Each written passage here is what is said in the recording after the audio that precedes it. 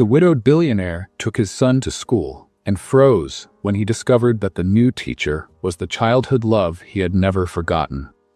Before starting the story, leave a comment telling us which city you're watching from. And at the end, don't forget to rate this story from 0 to 10. Enjoy the story, everyone. Matthew Cross was 33 years old, had $200 million, and absolutely no control over his own son. "Dad, your shirt is inside out."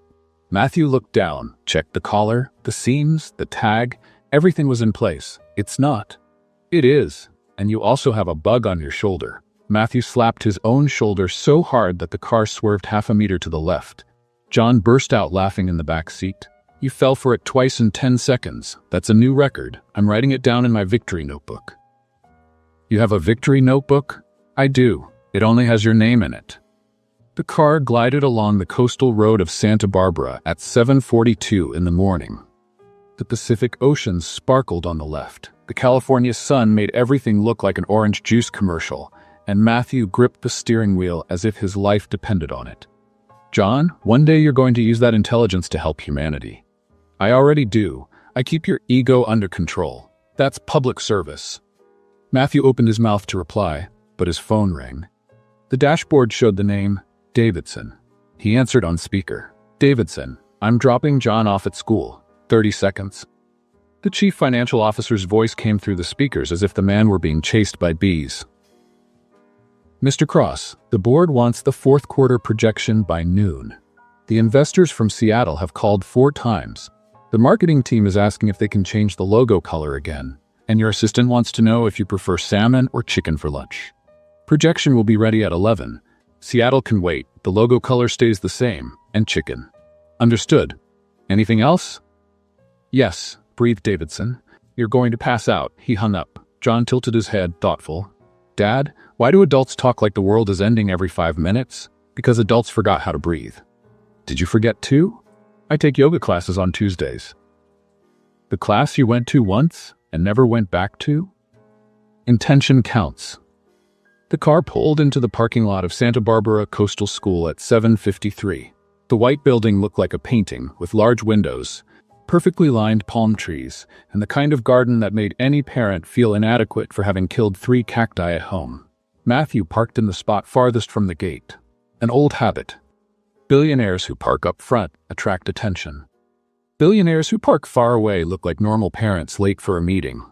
"All right, first day of the new semester." He turned off the engine and looked back. "How are you feeling?" John thought for a moment. "Like a science experiment about to be released into the wild." "Is that excitement?" "That's realism." Matthew laughed. He reached out and messed up his son's hair. John immediately fixed every strand with the dignity of an offended senator. "Dad, my hair has structure. Respect it." "Sorry, I forgot you have important commitments." "I do. I need to impress the new teacher. I heard she's nice." "Where did you hear that?" "At the water fountain line yesterday when I came to pick up my supplies." "Information is power, Dad. You should know that." John opened the door, threw his backpack over his shoulder, and stepped out of the car. He took 3 steps, then turned back. "Dad?" "Yes?" "Try not to buy any companies before lunch. It gets awkward when you do." "I can't promise anything." John waved and ran toward the gate, disappearing among colorful backpacks and children far too energetic for that hour of the morning. Matthew stayed in the car for a few more seconds, watching. Only when his son was out of sight did he start the engine and head to the office. The headquarters of Cross Education Technology occupied the 12th floor of a mirrored building in downtown Santa Barbara. Ocean view, minimalist furniture, expensive, carefully selected coffee. Matthew walked through the glass doors at 8:21. "Good morning, Mr. Cross." "Good morning, Rachel." "Good morning, Mr. Cross." "Good morning, Marcus." "Good morning, Mr. Cross." "Good morning, person whose name I don't know yet but will eventually." The new intern stood still, unsure whether to laugh or worry. Matthew entered the meeting room at 8:30. He left at 10:45, answered 17 emails, approved 3 projects, rejected 2. Called Seattle, solved the problem in 12 minutes, and still had time to review the fourth quarter projection before the deadline. At 11:58, he finally allowed himself a break. He sat down in his office chair, turned toward the window. The ocean shimmered below, indifferent to the problems of people who wore suits. The phone vibrated. A message from Santa Barbara Coastal School. Matthew frowned, unlocked the screen. We request the presence of John Cross's guardian for a conversation with the class teacher. Room 7, as soon as possible. He read it 3 times. First day of school. First summons. His son was a genius. And that was not always a compliment. Matthew checked the time. 12:03. If he left now, he would reach the school before the teacher's lunch break ended. He grabbed his keys, told Rachel he would be back in an hour, and went down to the parking garage. The school hallway smelled like crayons and pine disinfectant, a combination that carried any adult back to the age of 8, when the biggest problems in life were dividing decimals and getting a spot in the snack line. Matthew walked slowly, mentally rehearsing the speech he always used when he was called in because of John. I apologize for whatever he did. I'm working on it. He's a good kid, deep down. Very deep down. We may need to dig a little to find that part. Room 5. Room 6. Room 7. The door was slightly open. He pushed it gently, and the world stopped. The woman was standing beside the teacher's desk. Brown hair pulled into a loose ponytail, white blouse, blue skirt to the knee, a colorful folder full of papers pressed against her chest. But none of that mattered. What mattered were the eyes. Eyes he would recognize anywhere. In any city. In any life. In any parallel universe scientists had not yet discovered. Lauren Mitchell. The name exploded in his mind like fireworks in slow motion. Lauren Mitchell, his first love, his childhood love. The girl from the summer of 2008. The girl of shared ice creams on the boardwalk. Of conversations on the pier until the sun went down. Of teenage promises that time took away without asking permission. 15 years. 15 years since the last time he had seen that face. And now, she was there, at his son's school, as his son's teacher. Smiling professionally as if she had not just destroyed 15 years of emotional control in less than 2 seconds. Matthew's right foot decided that this was the perfect moment to forget how to walk. He tripped over his own shoe. His body leaned forward. His hand tried to grab the nearest desk. The desk was a child's desk. The desk tipped over. Pencils flew. A pink pencil case with a unicorn on it hit the floor. Matthew straightened himself at the last second, pretending nothing had happened, while his face turned a shade that competed with the tomatoes from the school garden. Lauren's eyes widened. Matthew? The word came out like a whisper, as if the name were made of glass and might break if she spoke too loudly. Matthew opened his mouth. His brain sent the command to his throat. His throat looked at the command, shrugged, and went on vacation. Me, you, here, teacher, son, yes. 6 words, no complete sentence, no meaning. He, who led meetings with investors from 5 countries, who negotiated million-dollar contracts without blinking, who once convinced an entire board to change its mind in 40 minutes, could not form a sentence in front of a 3rd-grade teacher. Lauren blinked, swallowed hard. Her fingers squeezed the folder so tightly that the paper made a sound. Then she murmured, softly, to herself. But not softly enough.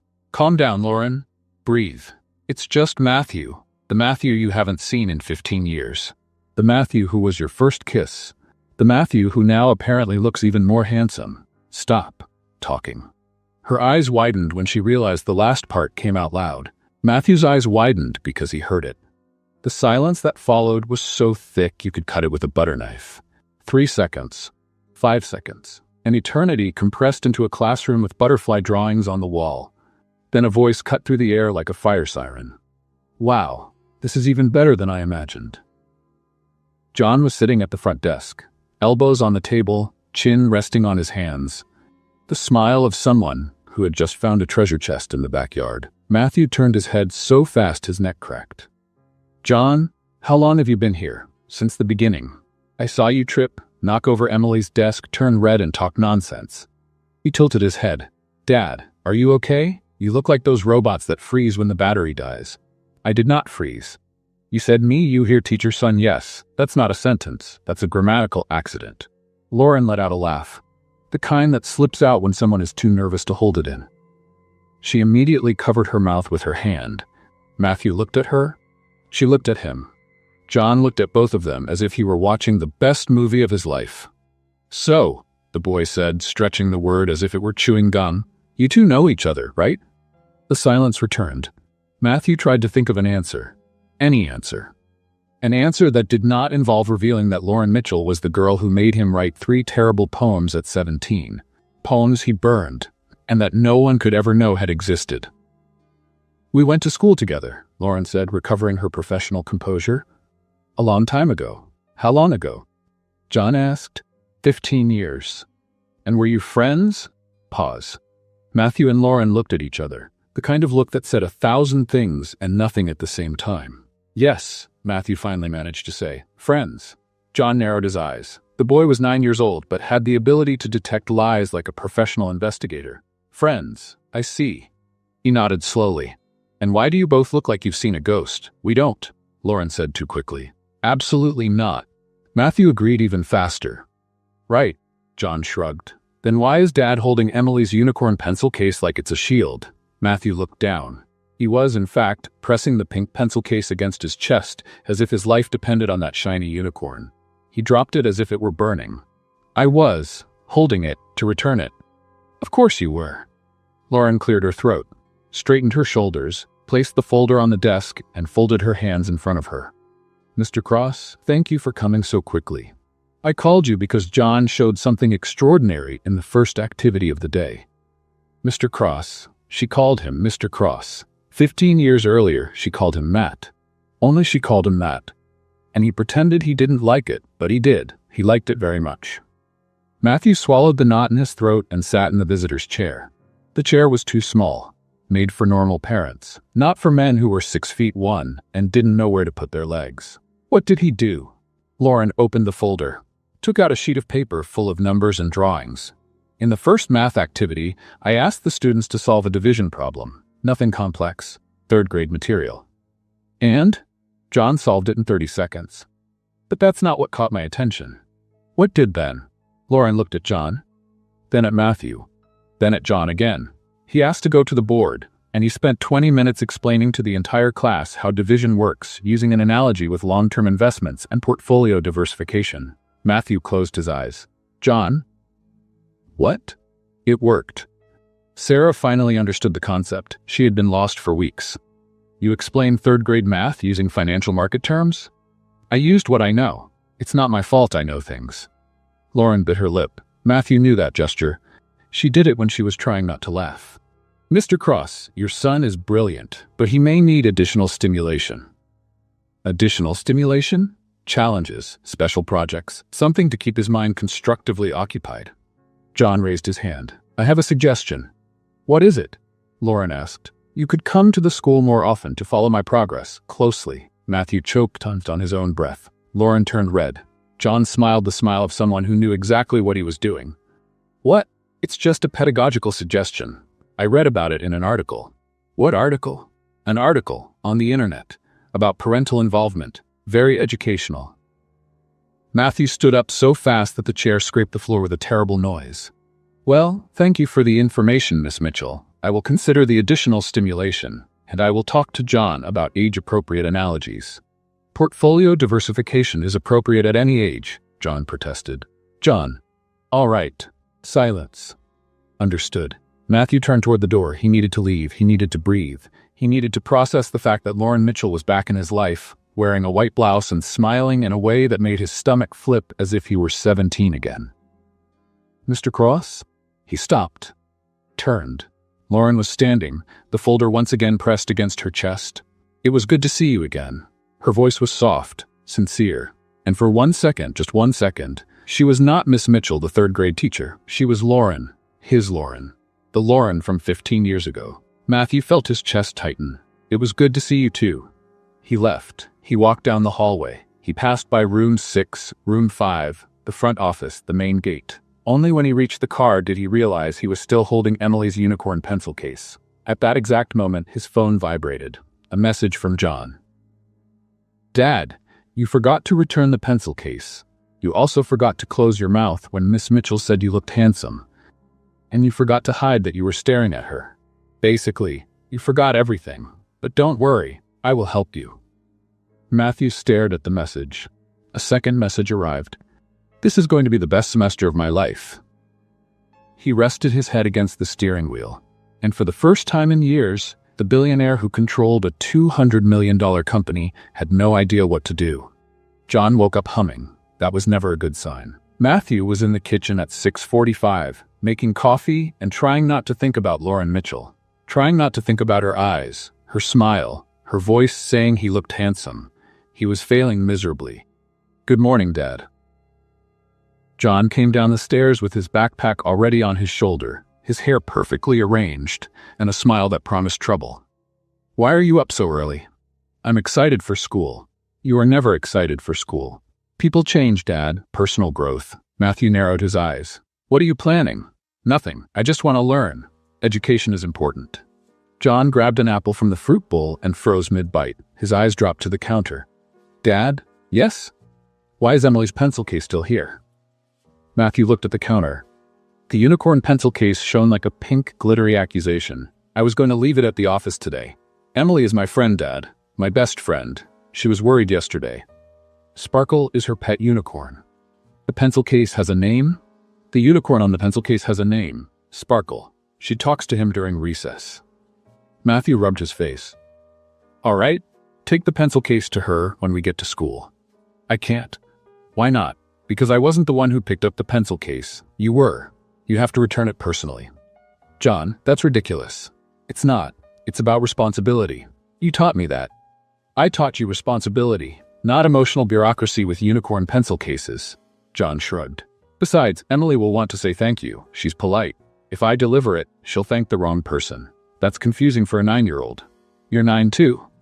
"I'm advanced for my age. Emily is sensitive. Different things." Matthew took a deep breath. "Fine, I'll drop it at the office and ask them to pass it on." The office only opens at 8:15. Class starts at 8. Emily will spend 15 minutes thinking she lost Sparkle forever. 15 minutes is a long time in a child's life. "John, Dad." They stared at each other for 5 seconds. "You want me to go to Miss Mitchell's classroom, don't you?" John widened his eyes with completely manufactured innocence. "Me? Want that?" "Dad, I'm just thinking about Emily. She's my friend. Friends take care of each other." "And the fact that Miss Mitchell is in the classroom is just a coincidence?" "Total coincidence. Absolute. Complete." Matthew knew he was being manipulated. He knew it with every fiber of his being as an experienced CEO in negotiations, but John's smile was too convincing. "Let's go," he said, grabbing the keys. "You're going to be late." The drive to school was filled with apparently innocent information. "Dad, did you know Miss Mitchell likes lilies? She has a vase on her desk." "How do you know that?" "Observation." Silence. "Dad, Miss Mitchell arrived in Santa Barbara 3 months ago. She came from San Francisco." "Why are you telling me this?" "Context. Context is important to understand people." More silence. "Dad, Emily said Miss Mitchell doesn't have a ring on her finger."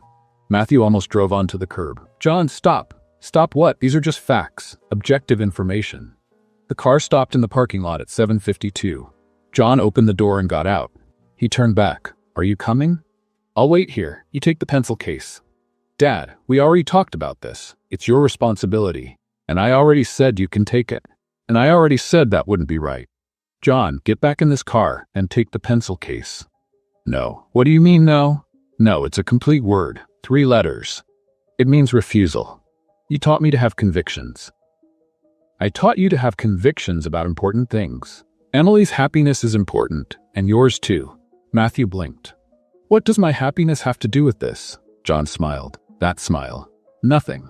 "Bye, Dad. Emily is waiting for Sparkle." He ran toward the gate. Matthew was alone in the car, holding a pink unicorn pencil case, feeling like he had just lost a negotiation to a 9-year-old child. 5 minutes later, he was in the school hallway. Room 5, Room 6, Room 7. The door was closed. Through the small glass window, he saw Lauren at the front of the room, explaining something with animated gestures. 20 children were paying attention. John was in the front row, looking straight at the door, waiting. Matthew knocked. All the heads turned. Lauren stopped in the middle of her sentence, walked to the door, opened it slightly. "Mr. Cross?" "Good morning. Sorry to interrupt. I came to return Emily's pencil case." He raised the unicorn. From the back of the room, a thin voice shouted, "Sparkle!" Lauren looked at the pencil case, looked at Matthew, looked at John, who was studying the ceiling with exaggerated scientific interest. "One moment, class." She stepped into the hallway and closed the door. "You came in person to return a pencil case?" John refused to deliver it. He refused? He said it was my responsibility, that if I picked it up, I should return it. Lauren bit her lip. He said that? In those words, and about 15 more sentences about context, convictions, and the happiness of 9-year-old children. I see. You see? He set you up to come here. I know, and you came anyway. Emily is his friend. I wasn't going to leave her without the pencil case because of... He stopped. Because of what? Because of you.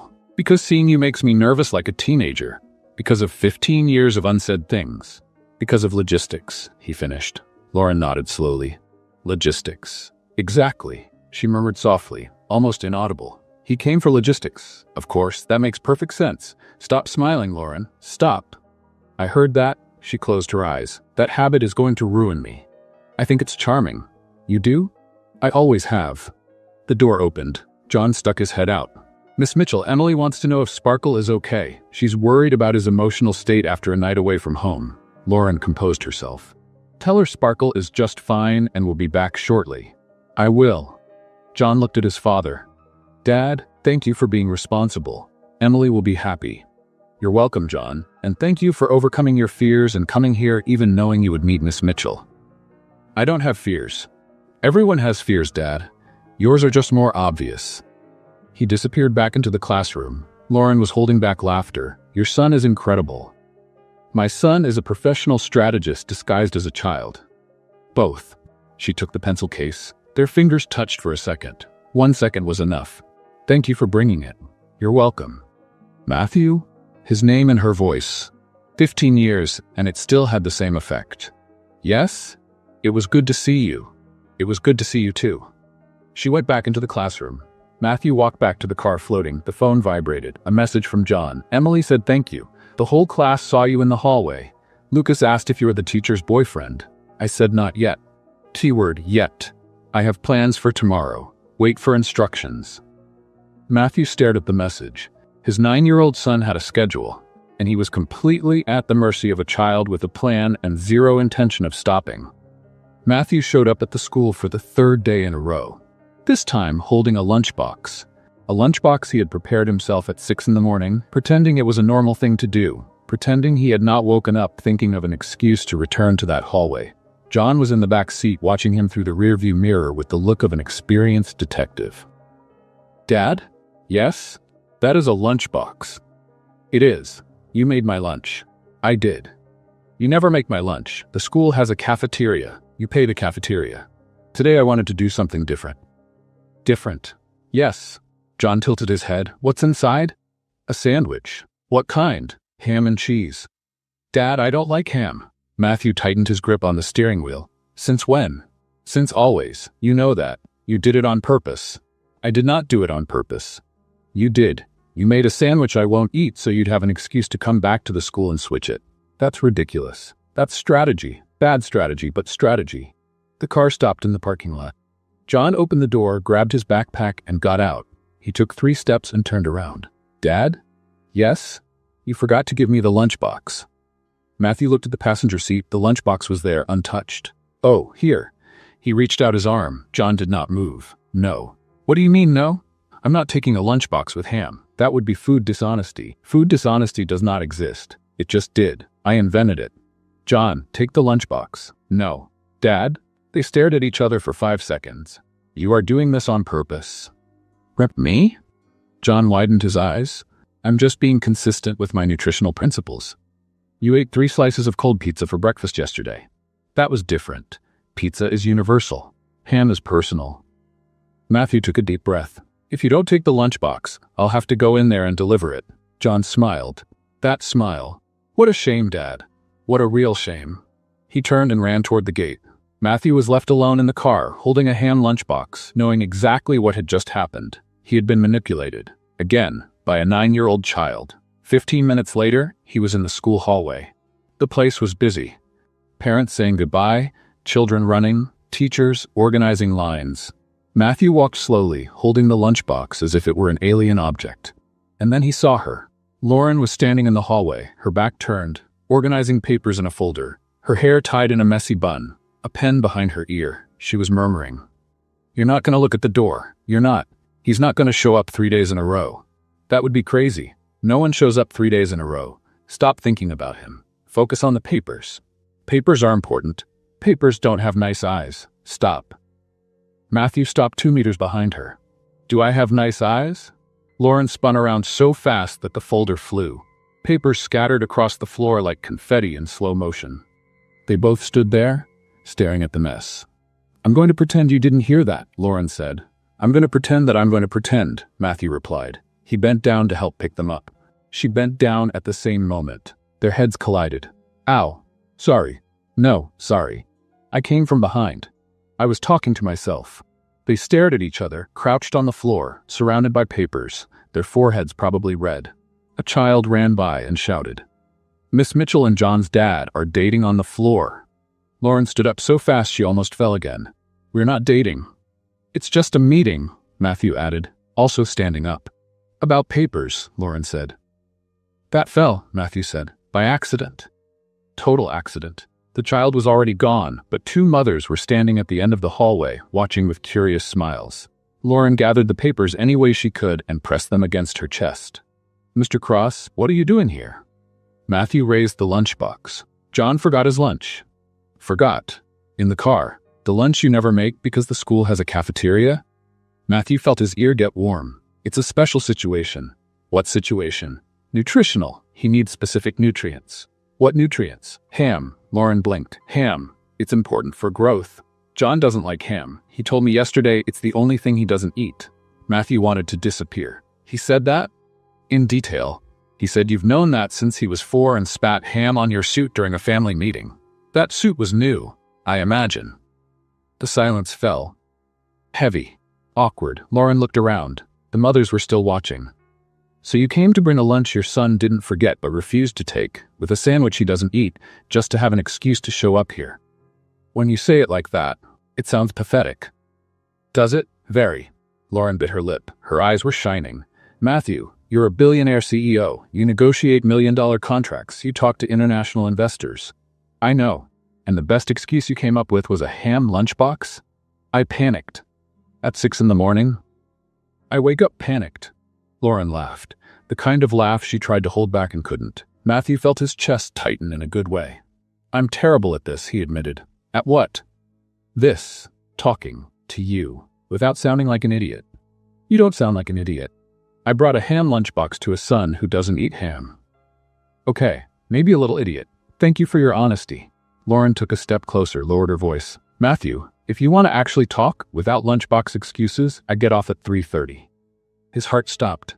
Is that an invitation? That's information. What you do with it is your problem. She smiled, turned, walked toward room 7. At the door, she stopped. And Matthew? Yes?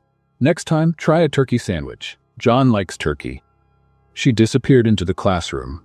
Matthew stood in the hallway, holding the useless lunchbox, feeling the world spin. The phone vibrated. A message from John. Dad, you've been standing in the hallway for 2 minutes with a silly face. The moms are talking. Move. He looked down the hallway. The mothers waved. Matthew practically ran out. 3:30. She got off at 3:30. And he had exactly 7 hours to figure out whether he still remembered how to invite someone for coffee. 3:30 arrived far too fast. Matthew spent the entire day at the office pretending to work. He read the same email 7 times, signed a document without reading it, almost approved a logo change that turned the letter C into a pineapple. Davidson asked if he was okay. Matthew said yes. His ear turned red. At 3:15, he was parked in front of the school, 15 minutes early, feeling like a teenager before a first date. This was not a date. It was just a conversation.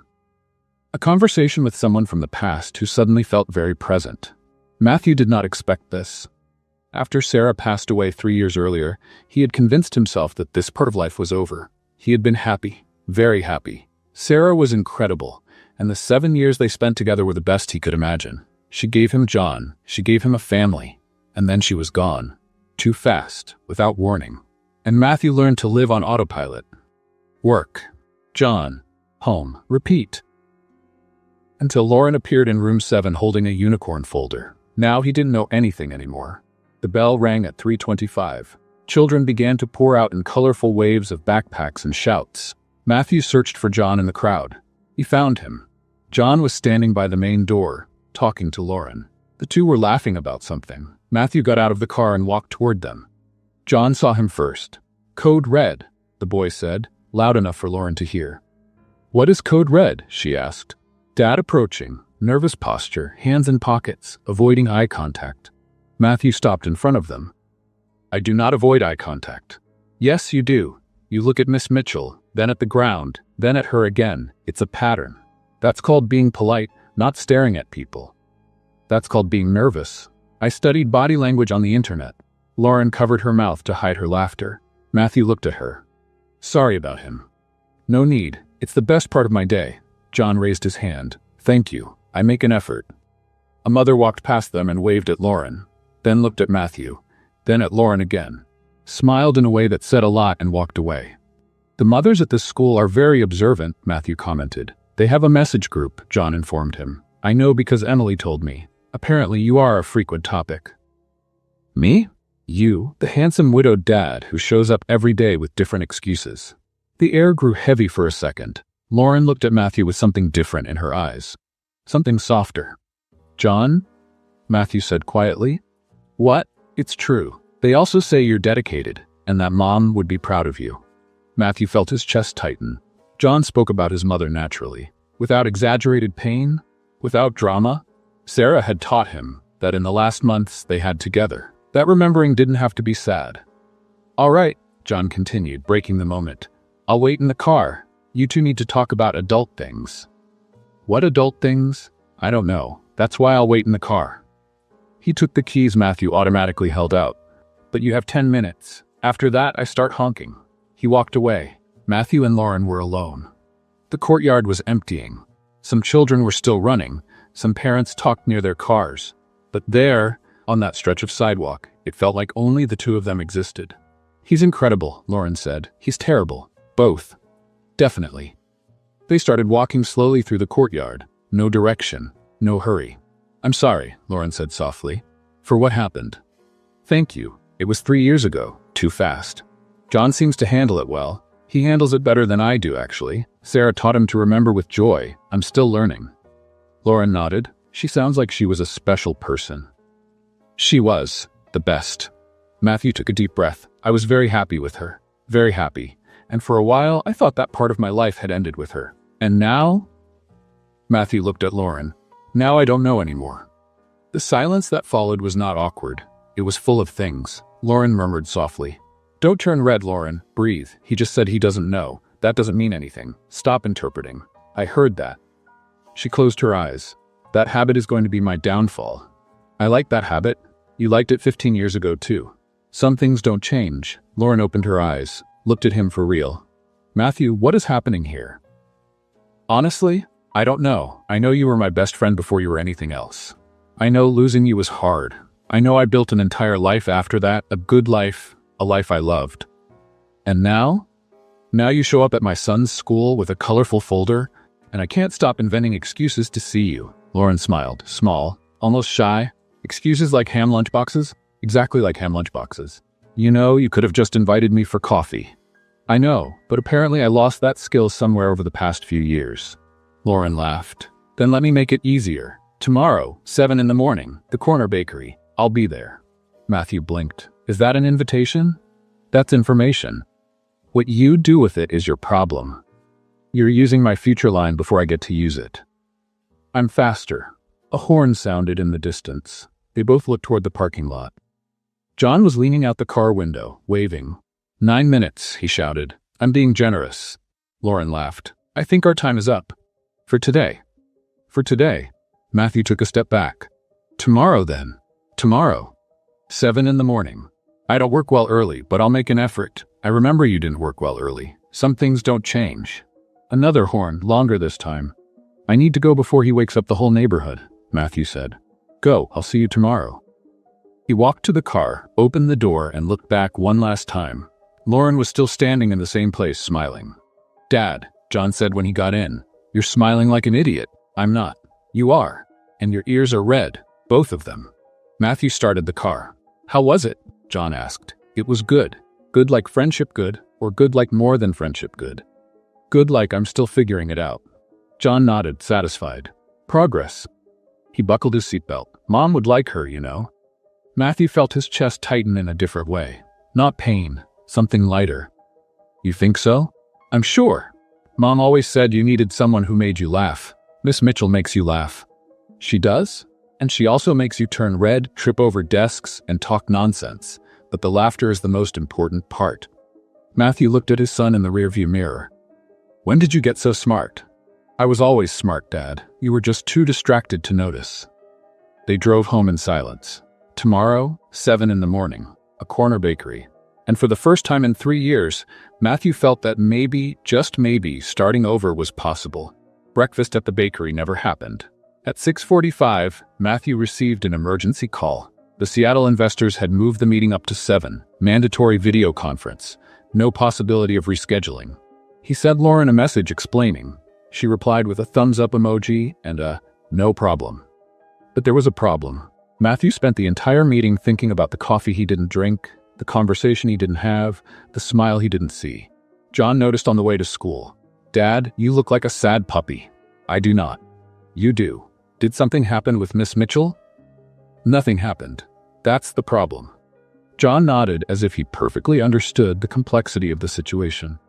Adults make everything complicated. 3 days passed. Matthew did not show up at the school. Meetings, contracts, investors, CEO life did not forgive. He sent short messages to Lauren. She replied with equally short messages, polite, distant. The moment had passed, or at least that's what he thought. On Thursday, John came home with a crumpled paper in his backpack. Dad, the school needs volunteers to organize the science fair decorations. On Saturday.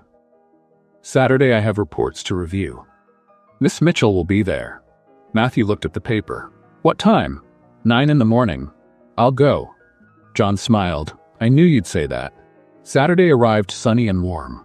Matthew showed up at the school at 8:55, wearing jeans and a blue shirt that John had approved after rejecting 4 other options.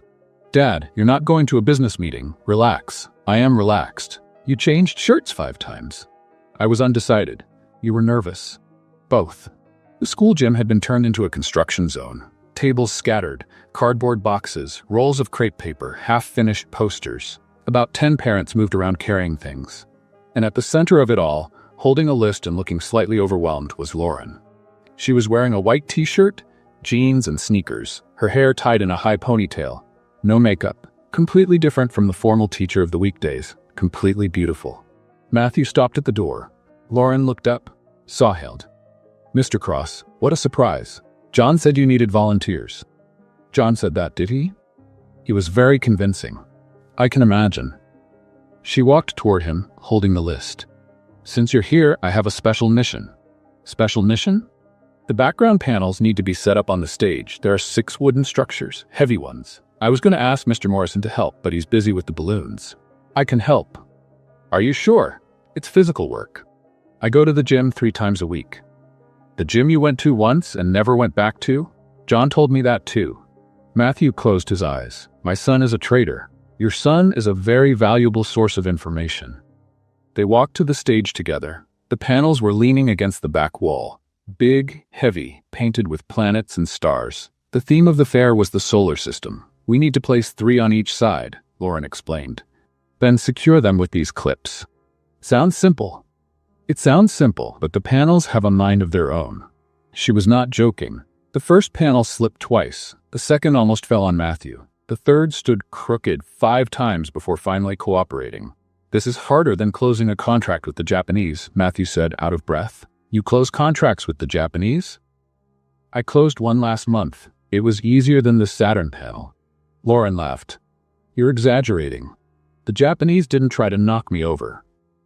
They worked side by side for almost an hour, talking, laughing, arguing about the best position for Jupiter, disagreeing about whether Pluto should be included.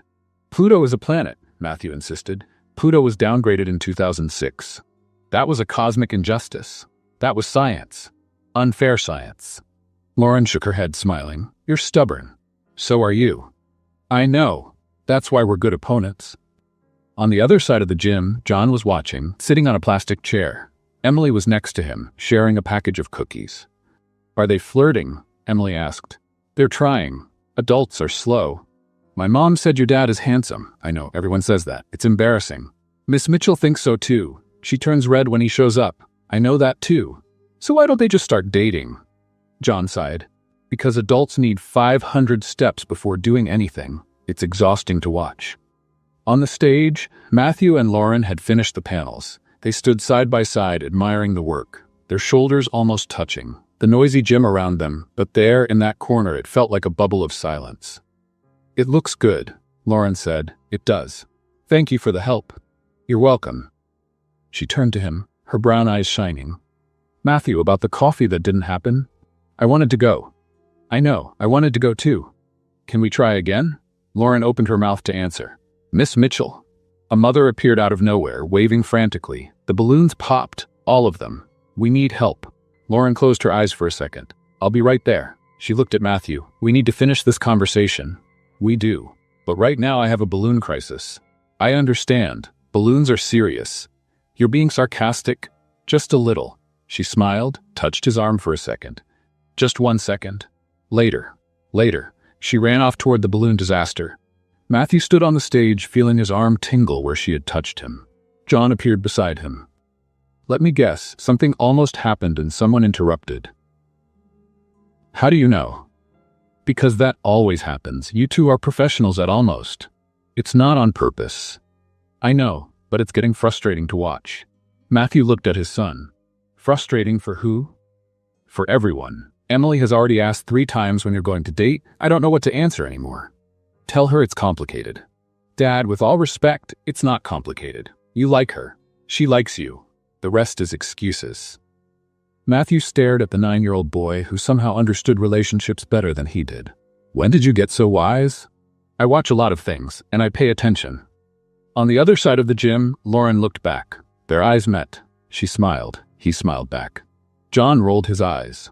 "I'm going back to the cookies. Let me know when you decide to act like functional adults." He walked away.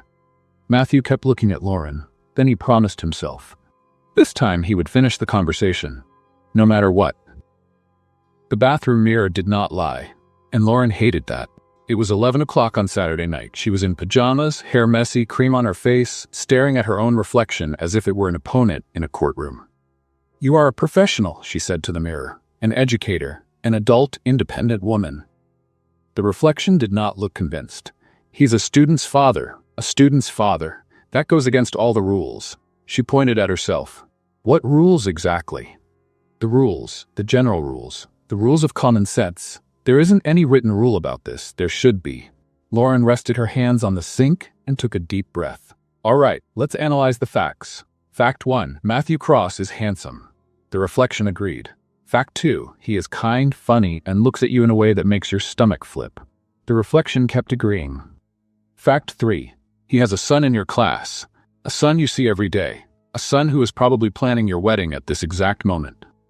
She groaned. "Why did this have to happen to me? Why couldn't he be a normal parent? A boring parent, dull, who wears socks with sandals?" Silence. It had to be him. The boy from the pier. The first kiss. The one who disappeared and came back 15 years later, even more handsome, now widowed, with an adorable son who acts like a miniature Cupid. Lauren pressed her forehead against the mirror. "You are going to keep your distance. You will be polite, professional, and distant. No lingering smiles, no hallway conversations, no turning red when he shows up." She straightened up, looked at her reflection with determination. "Starting Monday, Matthew Cross is just another parent. Understood?" The reflection did not answer. "Understood?" "Nothing." "Great. At least one of us is convinced." She turned off the light and went to bed. Monday arrived, gray and cold. Lauren woke up at 6, had black coffee, chose the most serious outfit she owned, beige blazer, dress pants, 0 fun accessories, and went to school determined to be a fortress of professionalism. At 7:40, she was organizing the desks when she heard knocking at the door. She turned. Matthew was standing there. No lunchbox, no pencil case, no forgotten jacket, just him, with a crooked smile. "Good morning." Lauren blinked. "Good morning. Can I help you with something?" No, I didn't come to bring anything. I didn't come to return anything. I didn't come with an excuse." "Then why did you come?" "Matthew stepped into the classroom because I wanted to see you." The words hung in the air. Lauren felt the blazer tighten, the professionalism waver, the entire fortress shake. "Matthew, I know it's complicated. I know you're John's teacher. I know there are rules, limits, common sense." "Exactly. But I also know I spent the whole weekend thinking about you, and I woke up today wanting to see you. No excuses, no strategies, just that. Lauren opened her mouth, closed it, opened it again. She murmured softly, "Don't turn red. Don't turn red. Don't turn red." "You're turning red," Matthew observed. "I know. Thank you for pointing it out." "Sorry. No, it's fine. It's just that." She took a deep breath. "I spent all of Saturday talking to my mirror about keeping my distance. With your mirror? It's a habit." "I know. It's charming. Stop saying it's charming." "Why? Because it makes the plan harder." "What plan?" "The plan to keep my distance, to be professional, to not let this turn into something." Matthew tilted his head. "You don't want this to turn into something?" Lauren hesitated. It was the question she had avoided all night, the question the mirror couldn't answer. "I don't know what I want," she admitted. "I know you're a student's father. I know people will talk. I know this could complicate everything. And I know that every time you show up, I forget all those arguments." Matthew smiled, not the crooked smile from before, a real one, open. "Then we're the same." "The same? I also have a list of arguments, and I also forget all of them when I see you." The silence that followed was different, not awkward, not tense, something lighter. Warmer. "Matthew, this isn't sensible." "I know. Sensible people don't do this." "Probably not."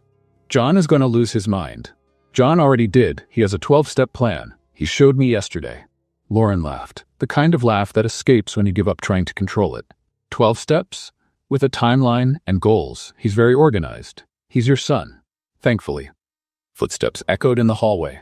Children's voices were getting closer. Lauren looked at the door. "Class is about to start. I know. You need to go." "I know." "Matthew? Lauren?" They looked at each other for 3 seconds. 4, 5. "Dinner," Matthew said. "Friday, just the two of us." "Is that an invitation?" "That's a request. Official, no lunchboxes, pencil cases, or Saturn panels. Friday I have..." She stopped. Thought. She had nothing. "All right. All right. All right." Matthew's smile could have lit up the entire gym. "I'll pick you up at 7. "At 7. Wear something comfortable." "Where are we going?" "Surprise." "I don't like surprises." "You'll like this one."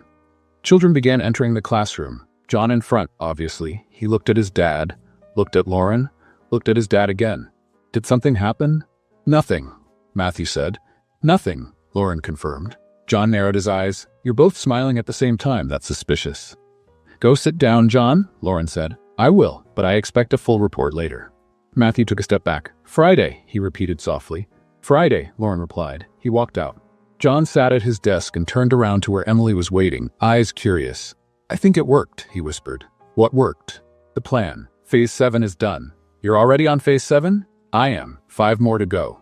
Emily's eyes widened. "Does your dad know about the plan?" John smiled. "He thinks he does, but he doesn't know everything." At the front of the room, Lauren tried to focus on the board. Friday, a dinner, a surprise, and the absolute certainty that the wall of professionalism had just completely crumbled. The note showed up on Lauren's desk at 8:15 on Tuesday morning, folded in 4. Neat handwriting, like a child's, a heart drawn in the corner. "Miss Mitchell, my dad needs to speak with you about my academic performance. It's urgent. He'll be at the gate at 3:30. Signed, John Cross. P.S. Don't tell him I sent this." Lauren read it 3 times. She put the note in her pocket and waited. At 3:32, Matthew showed up at the gate, looking confused. "You got a note too?" he asked. Lauren blinked. "Two?" Matthew pulled a paper from his pocket. Same childlike writing, same heart in the corner. "Dad, Miss Mitchell wants to talk to you about my academic performance. It's urgent. She'll be at the gate at 3:30. Signed, School Secretary. P.S. Don't tell her you got this." Lauren laughed. "He signed it as the school secretary." "He's 9 and already fakes documents. Is that concerning or impressive?" "Both."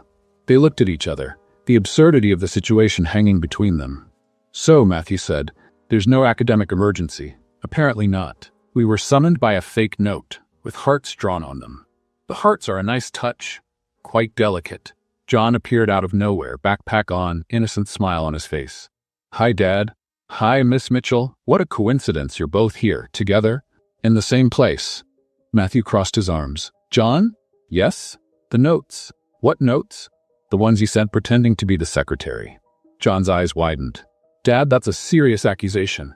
Do you have proof?" Matthew showed him the paper. John examined it with academic interest. "Looks like a kid's handwriting." It's your handwriting. A lot of kids write like that. This proves nothing.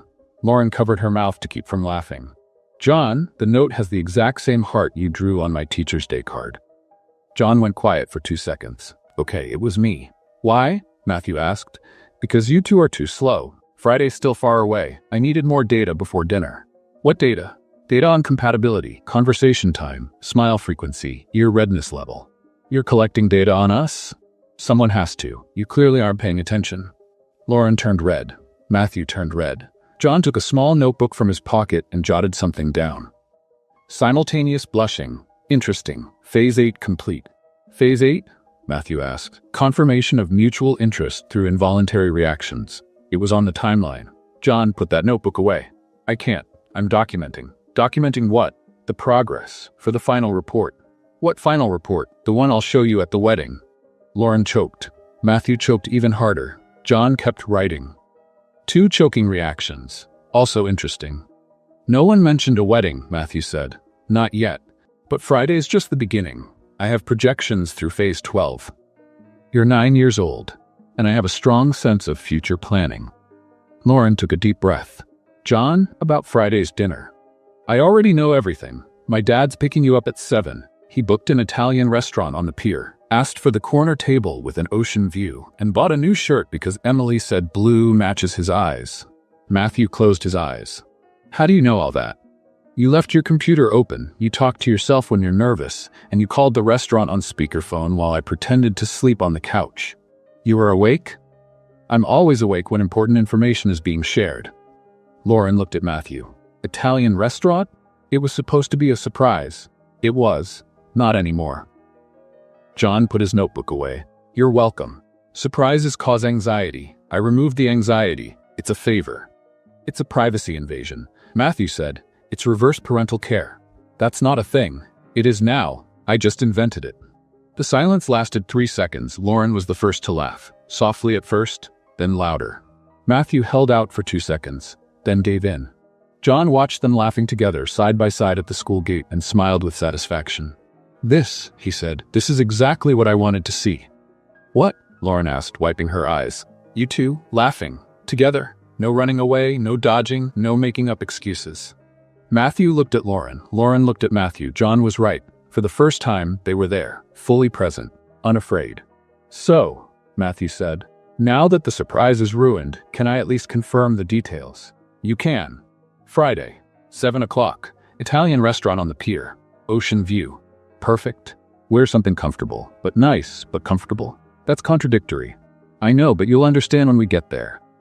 John cleared his throat. Can I suggest the blue dress? It matches my dad's new shirt. How do you know I have a blue dress? Emily told me. You two talked about clothes at the parent meeting last month. You have spies? I have reliable sources. It's different. Matthew shook his head. My son created a child intelligence network. Romantic support network, John corrected. Sounds better. A horn honked in the distance. That's Emily's mom's car, John said. She's taking me out for a snack. Phase 9 of the plan. Give adults space to talk without supervision. There's a phase for that. There's a phase for everything, Dad. I'm organized. He waved and ran off. Matthew and Lauren were left alone. So, she said, Italian. You like Italian? I love Italian. I remembered that. You remembered? You ordered spaghetti at every single one of our dates on the pier. No exception. Lauren felt her chest tighten. You remember the pier dates? I remember everything, Lauren. The breeze blew gently, the sound of children faded, and there at the school gate, something shifted. Matthew? Yes? I'm nervous. Me too. Is that good or bad? I think it's good. It means it matters. Lauren smiled. It matters, a lot. So Friday. And after Friday, we'll figure it out together.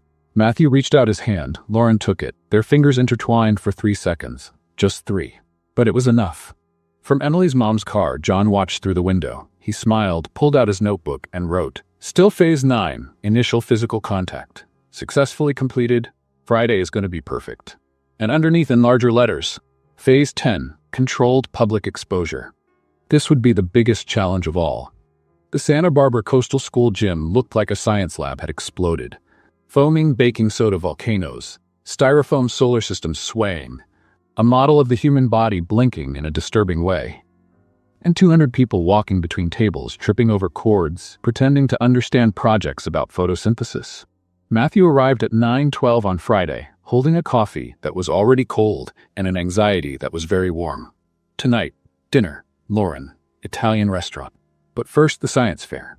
He searched for John's table in the chaos, found it in the back row, near the window, with a small crowd gathered around. This couldn't be good. Matthew walked up slowly, read the project sign, and stopped breathing. Behavioral analysis: why adults take so long to make obvious decisions. A real case study.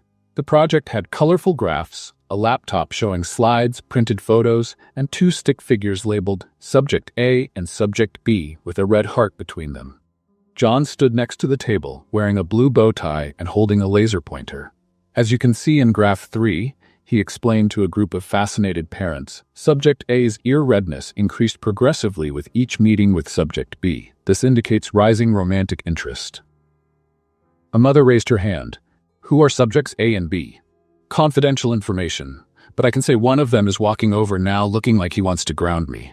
Everyone turned. Matthew stood 3 steps away, mouth open, coffee forgotten in his hand. John, Dad, great timing. You're just in time for the data analysis in Chapter 4. Chapter 4? The chapter on denial, when the subjects pretend they feel nothing while clearly feeling everything. A wave of laughter followed. Matthew felt his face heat up. John, we need to talk. Not now, Dad. I'm in the middle of a science presentation. Science doesn't wait.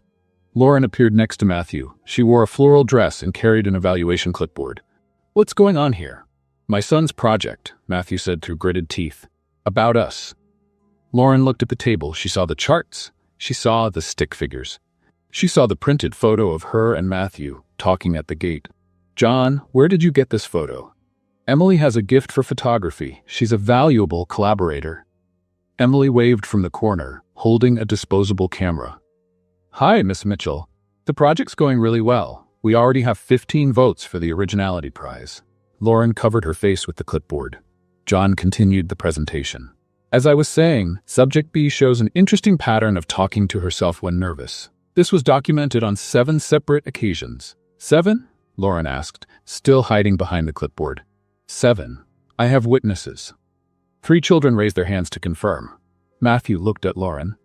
Lauren looked at Matthew. Both were equally red. This is embarrassing, she whispered. Very, he agreed. Everyone's watching. I know. What do we do? I have no idea. John cleared his throat. If subjects A and B could stop whispering, I'd like to continue with the live demonstration. Live demonstration? Matthew asked, alarmed. Yes, phase 10 of the plan.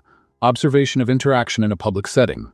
John, there is no phase 10. There is. It's on the schedule. Page 4. He showed a notebook with detailed notes. A teacher from another class came over. This project is fascinating. Is it about behavioral psychology? It's about how my dad is slow to start dating, John explained. The teacher looked at Matthew. Matthew wished the floor would open up. I'm the dad, he confirmed, unnecessarily. And this is Subject A? Apparently. And who is Subject B? John pointed the laser at Lauren. Right there, in the floral dress, trying to hide behind the clipboard. Lauren slowly lowered the clipboard. Hi, she said with an awkward wave. The teacher smiled. This is adorable. This is public humiliation, Matthew corrected. Both things can exist at the same time, John said. It's science. The school principal appeared, drawn by the crowd. What do we have here? A project about adult behavior, John explained, with real data, charts, and evidence-based conclusions. Interesting. What's the conclusion? John took a deep breath. He looked at his dad. He looked at Lauren. He looked at the audience.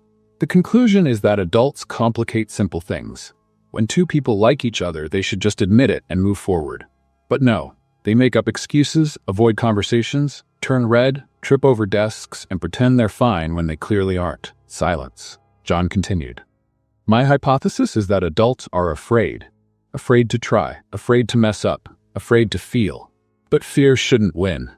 Because when you find someone who makes you laugh, who makes you want to be better, who makes you forget to check your phone, you should fight for it. Even if it's scary. Matthew felt his chest tighten. Lauren felt her eyes sting. The whole gym was silent. John looked straight at his dad. My mom taught me that love is always worth it, even when it hurts, even when it's scary, even when you don't know what's going to happen. A tear ran down Matthew's face. He didn't wipe it. So, John concluded, switching back to his professional tone, my scientific recommendation is that Subject A and Subject B stop being scared and enjoy their dinner tonight. End of presentation. Any questions? The audience applauded. The principal applauded. Emily took a picture. Matthew walked up to the table, stepped behind the project display, and hugged his son. You're terrible, he whispered. I know. And brilliant. I know that too. Your mom would have loved this. John hugged tighter. I know, Dad, that's why I did it. Lauren walked over, discreetly wiping her eyes. John, that was embarrassing? Beautiful. John smiled. Thank you, Miss Mitchell. Now you two have a dinner to get ready for, and I have an originality prize to win. He adjusted his bow tie and turned to the next group of visitors. Matthew and Lauren stood side by side. So, she said, we're officially a case study. With charts and everything, and photos. Emily's a dedicated photographer. Lauren laughed. Your son is amazing. My son is a tornado disguised as a child. Both. Matthew looked at her. Still on for dinner? More than ever, even after being exposed to the whole school? Especially after that, she smiled. There's nothing left to hide. Matthew felt his chest lighter. 7 o'clock, Italian restaurant. I'll wear the blue dress just like John suggested. He's going to be proud. He already is. On the other side of the gym, John watched them talking. Emily came up beside him. Did it work? It worked. Phase 10 complete. And now, John smiled, now it's Phase 11. Make sure the dinner is perfect. How are you going to do that? I have a plan. You always have a plan. It's my charm. He picked up his little notebook and wrote, Phase 10, controlled public exposure, complete success. Phase 11, dinner. Preparations underway. And underneath in large letters, Phase 12, make Dad officially ask her to be his girlfriend. Only 2 phases left, and John didn't plan to fail either of them. Matthew changed shirts for the 6th time in 20 minutes. John was sitting on his dad's bed, timing him. That one's worse than the last. You said that about the last 4.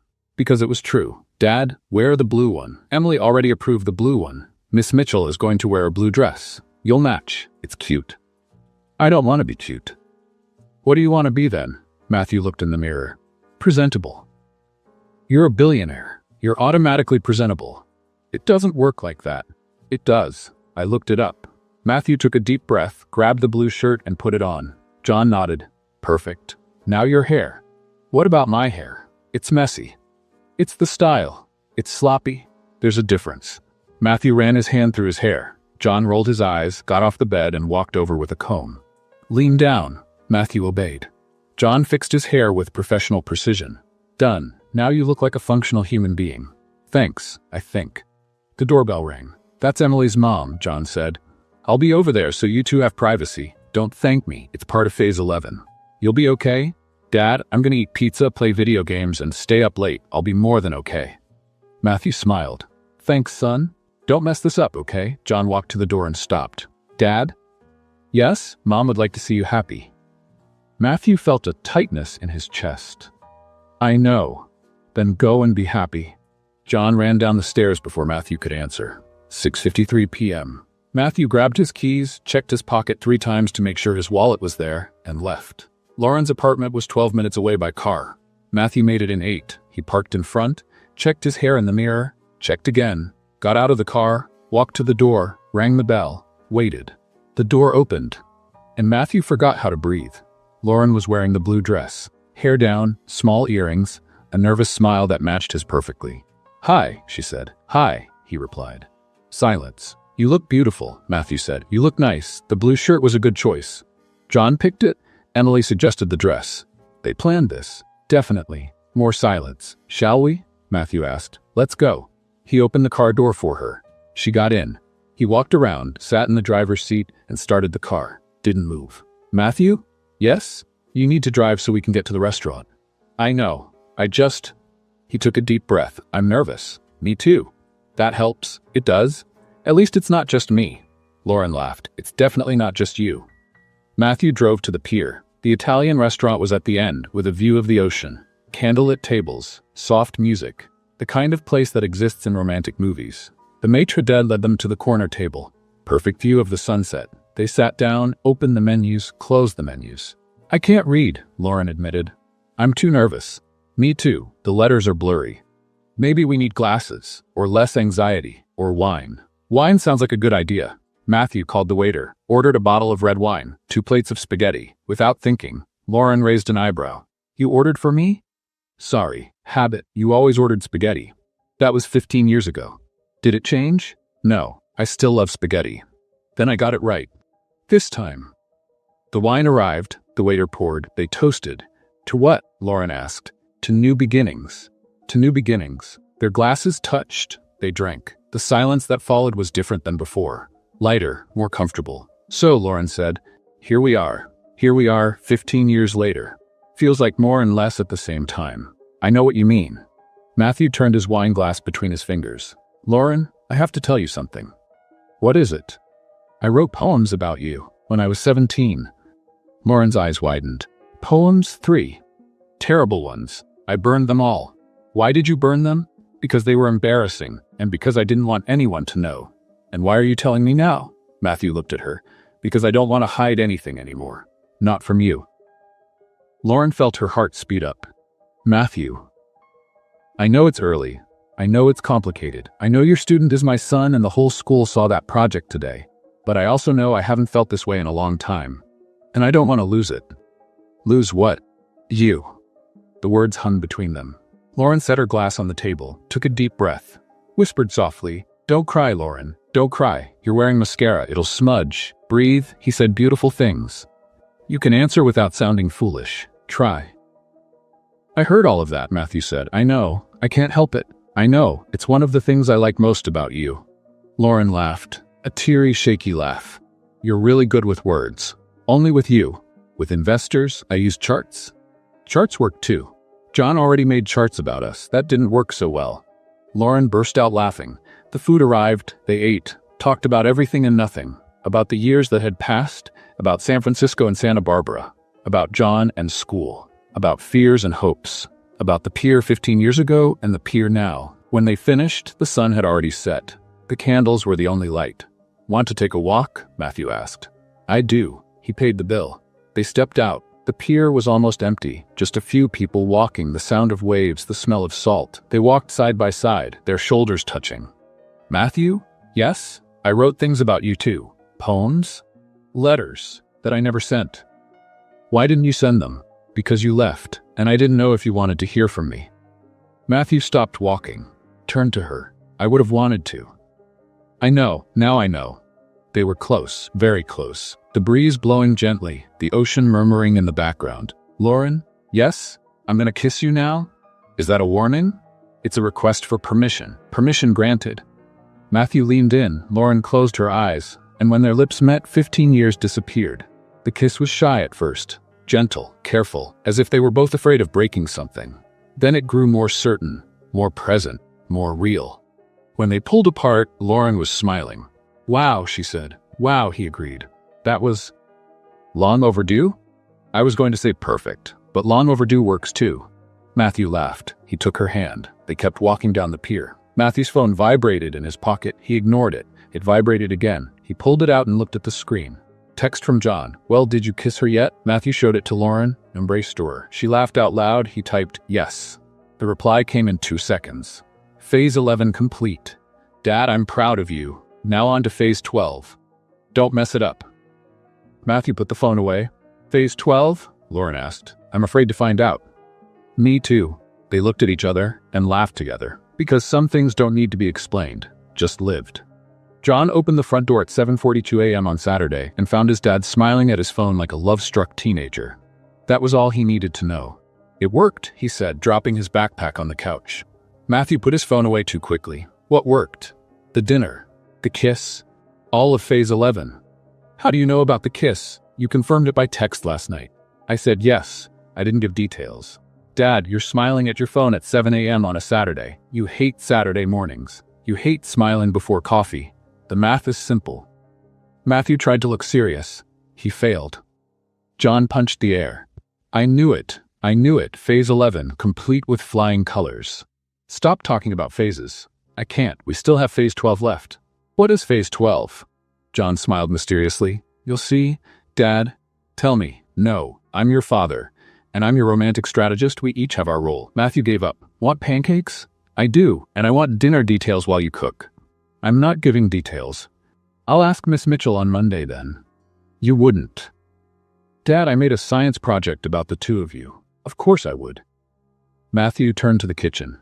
John followed, triumphant. Monday arrived sunny and full of trouble. Matthew dropped John off at school at 7:53, parked in the usual spot, got out to say goodbye, and saw Lauren at the school entrance. She waved, he waved back.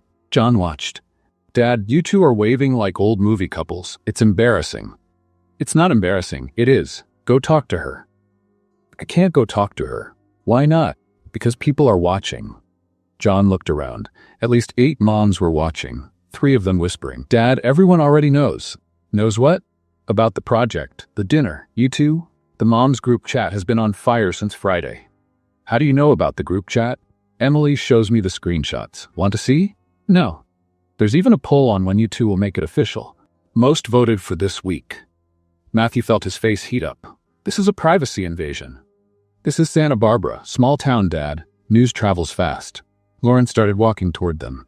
John smiled. Look, she's coming. Try not to freeze this time. I don't freeze. You froze on the first day. You said, you hear teacher's son, yes. It became legend. Nobody remembers that. Everyone remembers. Emily even wrote a song. Lauren arrived before Matthew could answer. Good morning, she said, smiling. Good morning, Matthew replied, also smiling. John stood between them, looking from one to the other. You two are terrible at being discreet. We're not being indiscreet, Lauren said. Yes, you are. You're both smiling like fools in the middle of the parking lot while 10 people are watching. Matthew looked around. The moms waved. He waved back automatically. See? John said. Now you've waved at the witnesses. John, go to class. Fine. But only because I want to see the class's reaction when I tell them you're dating. We're not, Matthew started. Not officially yet, John corrected, but Phase 12 will fix that. He ran off before either of them could ask anything else. Lauren and Matthew were alone, relatively alone, with 10 people watching. So, Lauren said softly, seems like everyone knows. Looks like it. How are you feeling? Strangely okay. Strangely? I thought I'd care more. About the looks, the comments. And you don't? Matthew looked at her. Not when you're next to me. Lauren blushed. That's very romantic for a Monday morning. Sorry, I can save the romance for more appropriate times. No, I liked it. One of the moms walked past and smiled.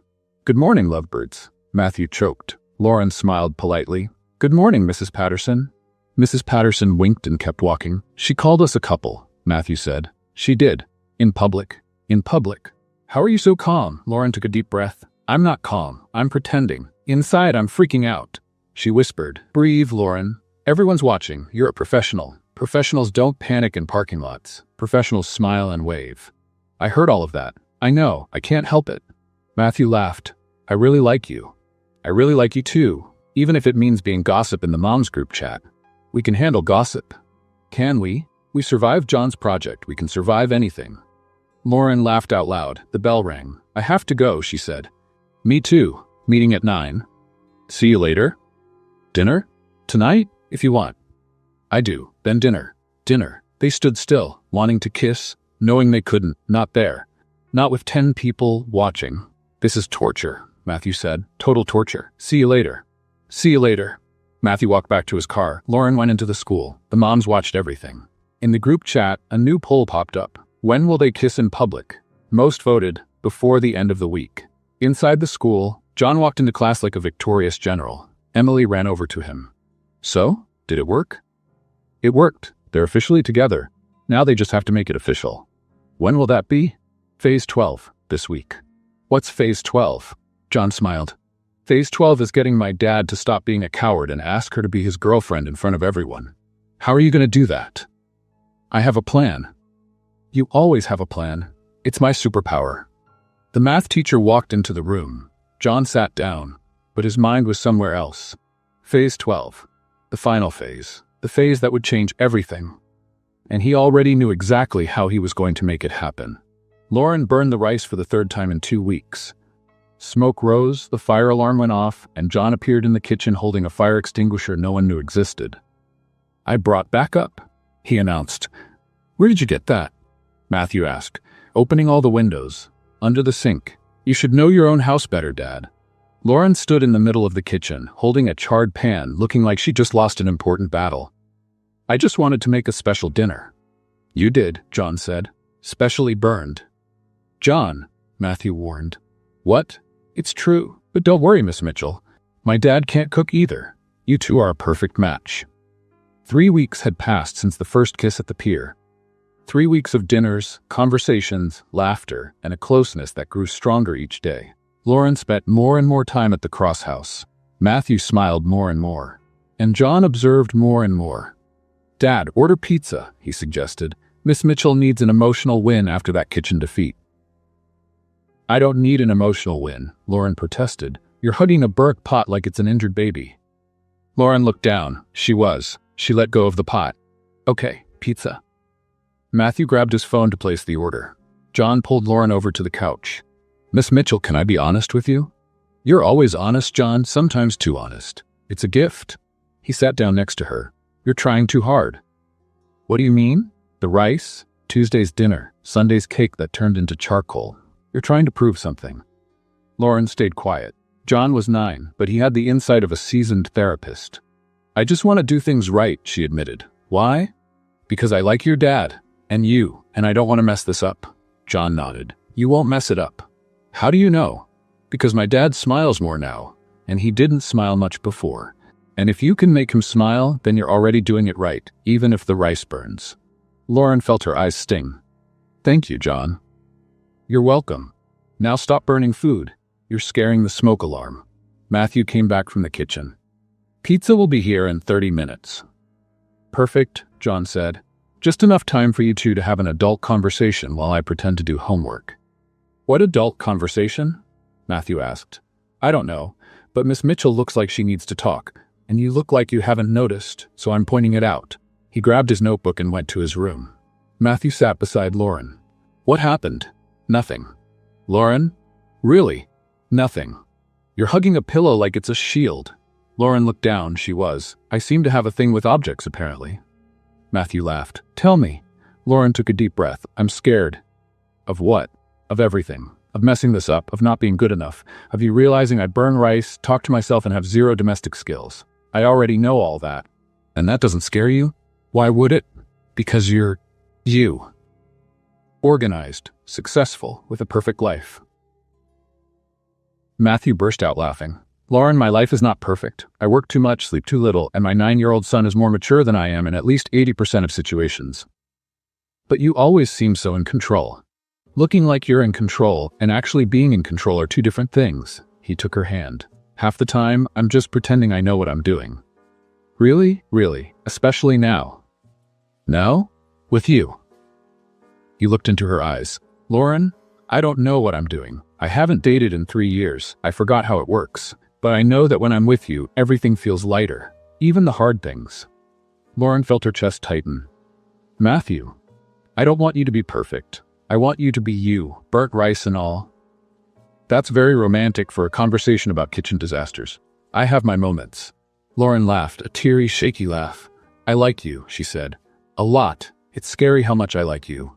I like you too. A lot. And I'm scared too. So we're scared together. Sounds like a good place to be. The doorbell rang. Pizza, John shouted from his room. I'll let you finish talking later. Matthew got up to answer. Lauren stayed on the couch, smiling. John appeared at the doorway. All settled? All settled. Great. Phase 12 is almost complete. What is Phase 12 anyway? John smiled. You'll find out soon enough. Is that a threat? It's a promise. Matthew came back with the pizzas. They ate on the couch, watching a movie John picked, one no one really paid attention to. Lauren leaned against Matthew. John sat on the floor without us, pretending not to glance at them every 5 minutes. When the movie ended, John yawned dramatically. I'm tired. Going to bed. Don't do anything embarrassing while I'm not looking. John, Matthew said. Good night, Dad. Good night, Miss Mitchell. He went upstairs. Matthew and Lauren were alone. Your son is amazing, she said. He's terrible. Both. In equal measure. Lauren rested her head on his shoulder. Matthew? Yes? I don't want to leave. Then don't. Really? Really, stay. Lauren smiled. Okay, I'll stay. From the top of the stairs, John watched in secret. He took out his notebook and wrote, Phase 12 in progress. Completion expected soon. Projected outcome, complete family. And below that, in smaller letters, Mom, I think I did it. He closed the notebook and went to bed, smiling. The note appeared in John's backpack at 8:30 Thursday morning. Adult handwriting this time. Careful, a little shaky. John, I need your help. Phase 12, today. Meet me in the car after school. Don't tell anyone. Dad. John read it 3 times, smiled, put the note in his pocket, and he spent the whole day pretending he didn't know anything. At 3:45, he got in the car with the expression of a secret agent about to start a mission. Dad? John? I got the note. I know I sent it. Phase 12? Phase 12. John buckled his seatbelt. Finally, I thought you'd never take the initiative. I was waiting for the right moment. Dad, the right moment was 3 weeks ago, but fine. Better late than never. Matthew took a deep breath. I'm going to ask her to be my girlfriend. Officially? Officially. In front of everyone? I was thinking something more private. John frowned. Private is boring. Private is romantic. Dad, you're already the gossip of the whole school. Everyone's waiting for the official moment. If you do this in secret, you'll disappoint at least 40 people. 40? The moms, the teachers, the cafeteria staff, the janitor. Everyone's rooting for you. It's practically a sporting event. Matthew leaned his head on the steering wheel. My life has become a soap opera. It has, and the audience wants an exciting ending. So what do you suggest? John smiled. I have a plan. Of course you do. Tomorrow is reading day at school. All the parents were invited to read stories with their kids. There'll be a stage set up in the library, performances, everyone gathered. And Miss Mitchell is opening the event. She's going to give an introduction about the importance of reading. After she finishes, you go up on stage. And do what? Ask her out, in front of everyone. Matthew felt his stomach drop. That's crazy. That's romantic. That's public humiliation if she says no. Dad, she won't say no.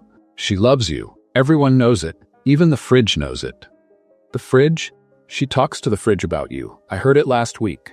Matthew stayed quiet. And Dad, trust me, when have I been wrong? Do you want a chronological list or by severity? Neither, just trust me. Matthew looked at his son, 9 years old, too wise, too brave.